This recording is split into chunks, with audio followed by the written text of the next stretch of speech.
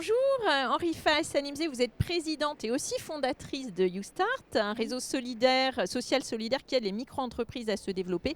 Comment ça fonctionne? Combien d'inscrits avez-vous? Depuis quand existez-vous? Oui, alors YouStart, effectivement, c'est le premier réseau social dédié au service, au développement de l'entreprise et de la micro-entreprise, donc des entrepreneurs. Nous sommes le premier réseau d'entrepreneurs et d'indépendants par des entrepreneurs et des indépendants. Donc c'est une plateforme en ligne qui fonctionne exactement comme un réseau social classique, Oui.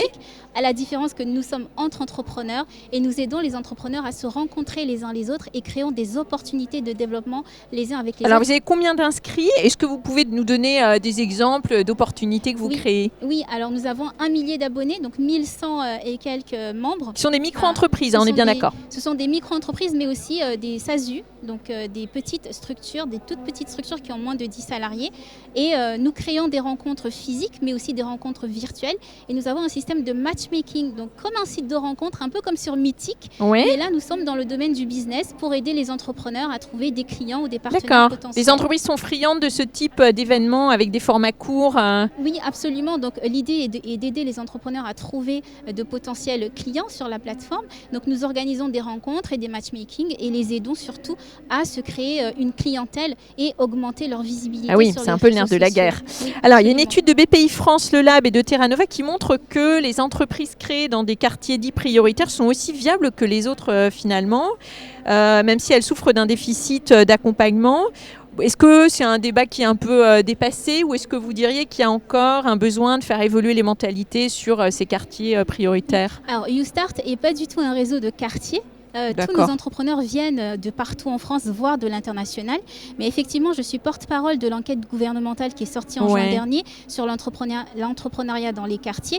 Et effectivement, pour ma part, je considère que il n'y a pas d'entrepreneur de quartier, que l'entrepreneuriat, ce n'est pas une histoire de code postal, bien que effectivement, il y a des difficultés rencontrées dans certaines zones géographiques. Mais je pense plutôt que l'entrepreneuriat, c'est d'abord une histoire de mentalité et d'état d'esprit, et que ça commence d'abord dans la tête de l'entrepreneur, D'accord. quel que soit son Ça veut dire milieu pas social. d'autocensure si on est dans un quartier difficile Non, mais par contre, on peut être discriminé peut-être, c'est peut-être un grand mot, mais il se peut qu'on soit un petit peu discriminé. Qu'est-ce qu'il faut faire alors pour éviter cette discrimination, vous diriez? Changer de quartier. Changer de Non, je quartier. plaisante, mais ça fait partie des mœurs et des préjugés. Je veux dire, c'est un peu comme sur le CV. Quand on a une certaine adresse sur un CV, on a peur de postuler à certains Alors il ne faut pas la postes. mettre Donc, quand on on la est une met entreprise. pas. Mais c'est plus sociétal que réel. Bon, en ce qui réalité, peut il y a aider, des entrepreneurs qui réussissent dans les C'est quartiers. qu'aujourd'hui, avec le numérique, finalement, on est de moins en moins attaché à une adresse postale. Donc, Oui, on peut espérer que ça fasse bouger les lignes dans le bon sens. Absolument, et c'est là où YouStart est une vraie force, puisque nous n'avons pas de frontières finalement.